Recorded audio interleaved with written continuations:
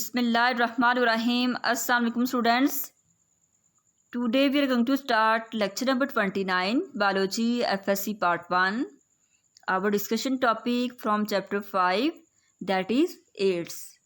आज के लेक्चर में बच्चे हम एड्स के बारे में डिस्कस करेंगे. What is AIDS? एड्स बच्चे एक वायरल डिजीज़ है जो कि HIV वायरस की वजह से ह्यूमन के अंदर कॉज होती है.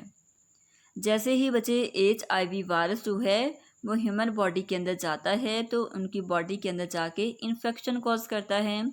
उस इन्फेक्शन की वजह से ह्यूमंस का जो इम्यून सिस्टम होता है वो वीक हो जाता है. What is immune system? Immune system के बारे में बच्चे अब जानते हैं कि ये एक ऐसा सिस्टम है जो कि बीमारियों के ख़िलाफ़ लड़ता है. तो HIV वायरस क्या करता है, आपके इम्यून सिस्टम मीन्स ह्यूमंस के इम्यून सिस्टम को वीक कर देता है. बच्चे ये इतना वीक कर देता है कि जो अगर आपको कोई मामूली सी बीमारी भी हो जाती है तो जो आपका इम्यून सिस्टम होता है वो उसके ख़िलाफ़ नहीं लड़ सकता, उसके ख़िलाफ़ जो है वो एंटीबॉडीज़ नहीं प्रोड्यूस कर सकता. इस HIV वायरस की वजह से डेथ भी कॉज हो जाती है. एड्स के बच्चे हवाले से देखें तो एड्स जो है ये स्टैंड करता है एक्वायर्ड इम्यून डेफिशिएंसी सिंड्रोम को. ठीक है, सिंड्रोम हम कहते हैं बीमारी को. ये ऐसी बीमारी है जिसके अंदर इम्यून सिस्टम जो है वो वीक हो जाता है. एक्वायर्ड जो होता है ये बच्चे एक्वायर्ड हम इसको इसलिए कहते हैं क्योंकि आपकी बॉडी के अंदर एक्वायर्ड इम्यूनिटी मौजूद होती है. एक्वायर्ड इम्यूनिटी क्या होती है, जो कि माइक्रोब्स के ख़िलाफ़ लड़ती है. तो एक्वायर्ड इम्यूनिटी जो होती है वो वीक हो जाती है HIV वायरस की वजह से. उसकी वजह से क्या होता है कि इम्यून सिस्टम है वो बिल्कुल काम करना छोड़ देता है.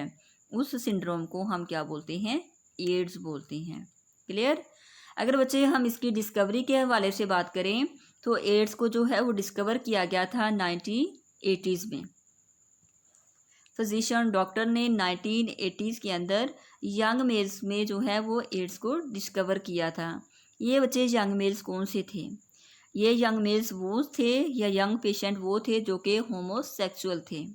होमोसेक्सुअल किसको कहते हैं कि मेल का जो मेल के साथ रिलेशनशिप होता है उसको हम होमोसेक्सुअल कहते हैं. तो ये बच्चे एड्स की बीमारी सबसे पहले 1980s में यंग मेल्स के अंदर देखी गई. वो यंग मेल्स कौन से थे, वो होमोसेक्सुअल थे. उसके बाद बच्चे ये डिजीज़ उन के अंदर भी देखी गई जो कि नॉन होमोसेक्सुअल थे, जिनका मेल के साथ कोई रिलेशनशिप नहीं था. उनके अंदर भी ये डिजीज़ देखी गई. ठीक है, ये बच्चे नॉन होमोसेक्सुअल पेशेंट कौन से थे? ये वो पेशेंट थे जिनको होमोसेक्सुअल पेशेंट ने अपना ब्लड जो है वो ट्रांसफ़र किया था. तो ब्लड ट्रांसफ्यूजन की वजह से जो नॉन होमोसेक्सुअल पेशेंट थे उनके अंदर भी एड्स की बीमारी को देखा गया. उसके बाद बच्चे जो हमारे पास 1984 में जो है इस डिज़ीज़ को बच्चे आइडेंटिफाई किया गया था. इस डिज़ीज़ के बारे में जो है वो मज़ीद डिस्कवरी की गई थी. तो इसको डिस्कवर किया था Pasteur institute in France. France में जो पास्चर इंस्टीट्यूट है इनकी टीम्स ने इसको आइडेंटिफाई किया था. इसके अलावा बच्चे जो USA में नेशनल इंस्टीट्यूट ऑफ हेल्थ है इन्होंने भी क्या किया, एड्स को आइडेंटिफाई किया और उसके मतलब बताया कि ये किसकी वजह से डिज़ीज़ कॉज हो रही है. 1986 के अंदर जो है इस वायरस को नेम दिया गया.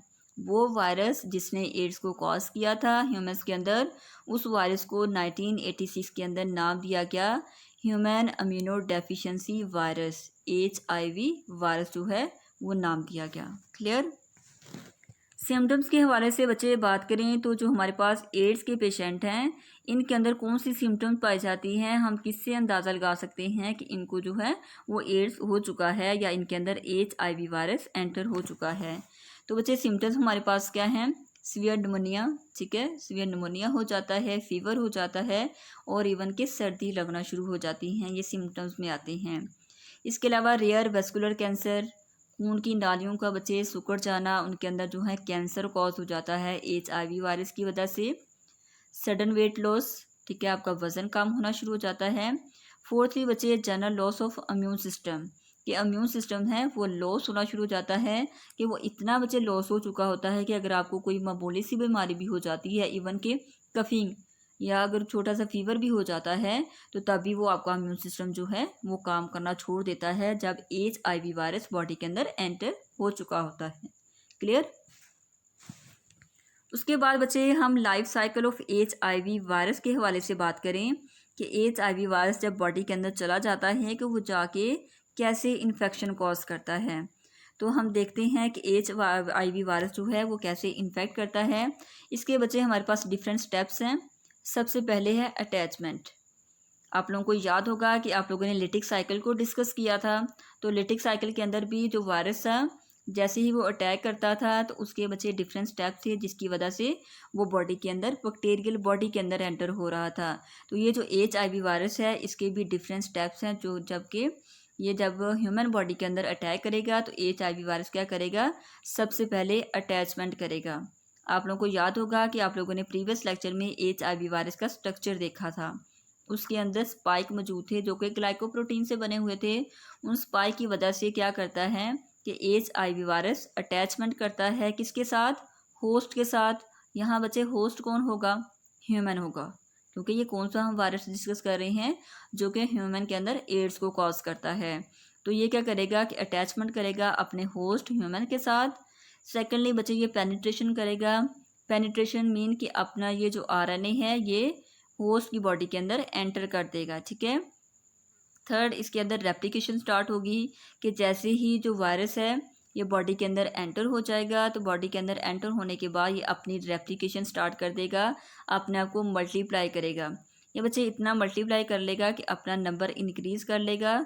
इसका नंबर इंक्रीज़ होने की वजह से क्या होगा कि जो होस्ट की वॉल होगी, होस्ट की जो सेल मेम्ब्रेन होगी वो ब्रस्ट कर जाएगी, ठीक है, वो टूट जाएगी। उसके टूटने की वजह से जो हमारे पास HIV वायरस है वो बॉडी के अंदर से रिलीज़ हो जाएंगे। ये बच्चे इसका फोर्थ स्टेप है कि रिलीज़ हो जाएंगे, और रिलीज़ होके क्या करेंगे, वो उस होस्ट सेल को तो वो इन्फेक्ट कर ही चुके हैं, लेकिन जो बाकी न्यू बनते हैं, जो न्यू सेल्स होंगे वो आगे जाके जो है हमारे पास न्यू वायरस होंगे वो न्यू सेल को जो है वो इन्फेक्ट कर सकेंगे। क्लियर। अब अगर बच्चे हम पैथोजेनेसिस के हवाले से देखें कि HIV वायरस जो है वो स्टेप बाय स्टेप कैसे जो है वो एंटर होता है। अब हम लोगों ने बच्चे प्रीवियस लेक्चर में बात की थी कि जो HIV वायरस है वो रेट्रो वायरस है और ये हमारे पास होस्ट स्पेसिफिक है। ये HIV वायरस उसके अंदर ही बच्चे इन्फेक्शन कॉज करेगा जिसके लिए ये स्पेसिफिक है। ये बच्चे ह्यूमन के लिए स्पेसिफिक है तो ये ह्यूमन के अंदर ही इन्फेक्शन कॉज करेगा। तो इसका बच्चे सबसे पहला स्टेप क्या आएगा कि जो HIV वायरस है ये बच्चे इन्फेक्शन कॉज करेगा किसके अंदर, T लिम्फोसाइट्स के अंदर। कि जैसे ही बच्चे HIV वायरस जो है वो बॉडी के अंदर जाएगा तो बॉडी के किस सेल के अंदर जाएगा, ह्यूमन बॉडी के अंदर वाइट ब्लड सेल्स मौजूद होते हैं। तो आप लोग जानते हैं कि जो वाइट ब्लड सेल्स हैं वो क्या काम करते हैं, वो आपके इम्यून सिस्टम को डेवलप करते हैं। तो बच्चे हमारे पास वाइट ब्लड सेल की एक स्पेशल टाइप है जिसको हम T लिम्फोसाइट्स कहते हैं। इस T लिम्फोसाइट्स के ऊपर HIV वायरस जो है वो इन्फेक्शन कॉज करते हैं, इसके ऊपर इन्फेक्ट करते हैं। पहली बात, ये हमारे पास होस्ट स्पेसिफिक है, इसने T लिम्फोसाइट के ऊपर अटैक किया है। जैसे ही बच्चे HIV वायरस जो है वो अटैक करेगा तो जो T लिम्फोसाइट्स होंगे ये बच्चे डिक्रीज इन नंबर होना शुरू हो जाएंगे क्योंकि वायरस ज़्यादा हो गए हैं। वायरस ज़्यादा होने की वजह से T लिम्फोसाइट्स कम हो जाएंगे जिसकी वजह से आपका जो इम्यून सिस्टम होगा वो काम करना छोड़ देगा, ठीक है। इम्यून सिस्टम ऐसा सा वीक होता जाएगा और वीक होके जो है लास्ट पे वो बिल्कुल काम करना छोड़ देगा, ठीक है। अब बच्चे जो हमारे पास HIV वायरस जो पेशेंट्स होते हैं, इन्फेक्टेड पर्सन जिनको एड्स हो चुका होता है, ठीक है, ना सिर्फ बच्चे उनको एड्स होता है बल्कि उनकी वजह से उसके अंदर डिफरेंट डिजीज़ भी कॉज हो सकती हैं। जैसे बच्चे HIV वायरस की वजह से आपका जो सेंट्रल नर्वस सिस्टम है वो भी अफेक्ट होता है। सेंट्रल नर्वस सिस्टम मीन आपका जो ब्रेन और आपका जो स्पाइनल कोड है इसके सेल्स भी HIV वायरस की वजह से जो है अफेक्ट हो सकते हैं और इनके अंदर इन्फेक्शन कॉज कर सकते हैं। उसके बाद बच्चे देखिए होस्ट स्पेसिफिसिटी, जैसे हम लोगों ने पीछे भी बात की कि जो हमारे पास HIV वायरस है वो होस्ट स्पेसिफिक है क्योंकि ये ह्यूमन का वायरस है तो ये ह्यूमन के अंदर ही इन्फेक्शन कॉज करेगा। अब देखिए कि बच्चे ये HIV वायरस जो है वो ये मंकी के अंदर भी होता है। ये बच्चे मंकी के अंदर जाता है, वहाँ मल्टीप्लिकेशन करता है, लेकिन ये मंकी के अंदर कोई डिजीज़ कॉज नहीं करता। क्यों नहीं कॉज करता, क्योंकि ये मंकी का वायरस नहीं है, ये ह्यूमन का वायरस है। तो ह्यूमन के अंदर ये इन्फेक्शन कॉज करेगा, अदरवाइज ये मंकी के अंदर भी मौजूद होता है। मंकी के अंदर जाएगा, नॉर्मली, ठीक है, उसके अंदर जाके क्या करेगा, अपनी मल्टीप्लिकेशन करेगा, अपनी रेप्लिकेशन करेगा और उसके नतीजे में मंकी को कोई नुकसान नहीं देगा, उसके अंदर कोई डिजीज़ कॉज नहीं करेगा। क्लियर। उसके बाद बच्चे ये हमारे देखें कि जो हमारे पास HIV वायरस है वो क्या होगा, वो स्पेसिफिक होगा। इसका क्या मतलब है कि ये ह्यूमन के अंदर ही इन्फेक्शन कॉज करेगा। ये बच्चे देखिएगा हमारे पास जो है लाइफ साइकिल है किस चीज़ का, HIV वायरस का, कि ये होस्ट के ऊपर कैसे अटैक करता है। ये बच्चे स्टेप बाय स्टेप जो है इसको लाजमी समझिएगा, ठीक है। ये देखिएगा सबसे पहले हमारे पास यहाँ से ये स्टार्ट हो रहा है, ये हमारे पास क्या है, HIV वायरस है, ठीक है।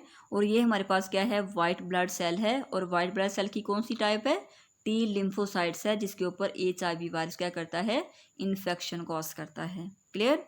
जैसे ही बच्चे HIV वायरस आएगा, इसकी बॉडी के ऊपर आप लोगों को पता है कि ग्लाइकोप्रोटीन्स के स्पाइक होते हैं।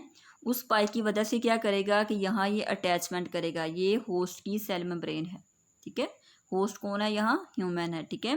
ह्यूमन का क्या कौन सा सेल है, वाइट ब्लड सेल है। इसकी वॉल के ऊपर क्या करेगा, अटैचमेंट करेगा, पहला स्टेप, ठीक है।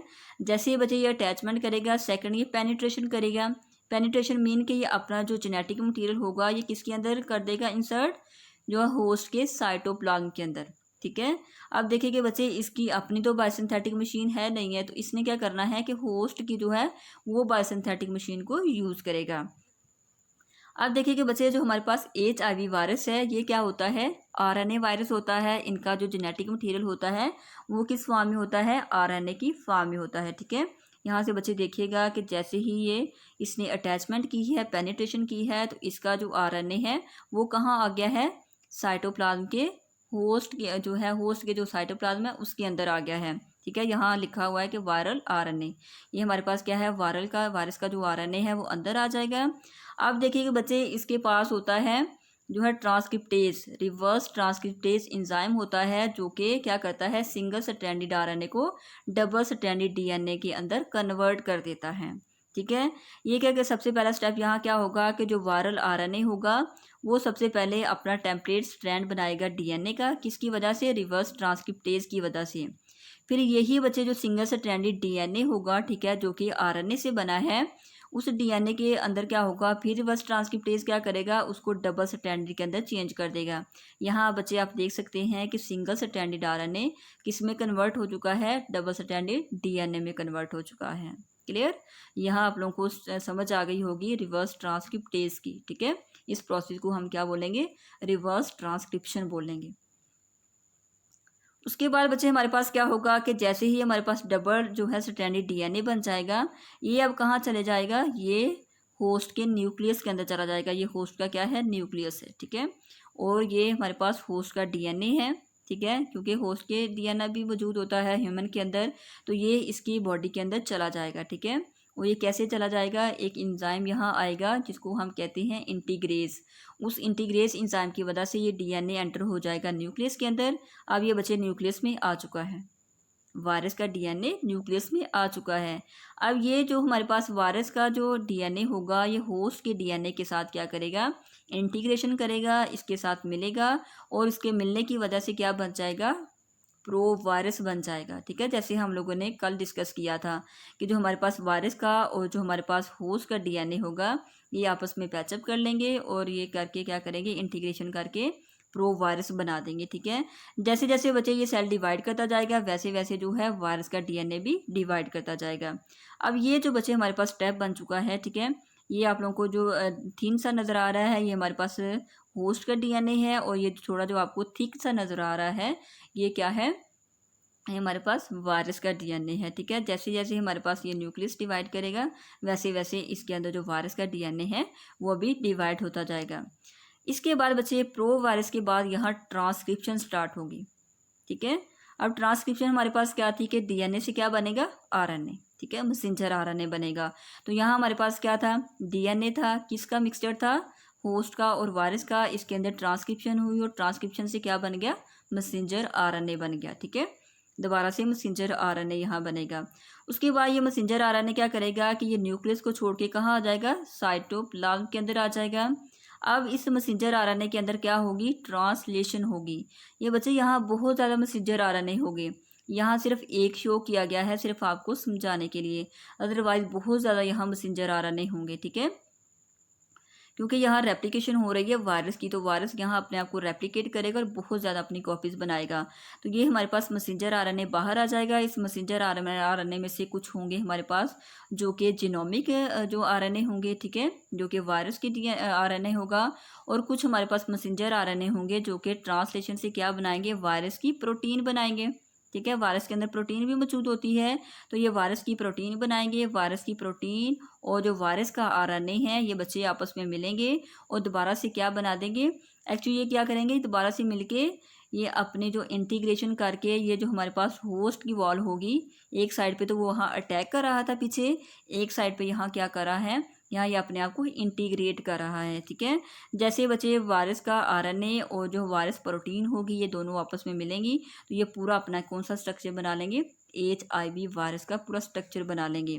ये बच्चे बहुत ज़्यादा तादाद में जब हो जाएंगे तो इस वॉल को क्या कर देंगे, ये ब्रस्ट कर देंगे।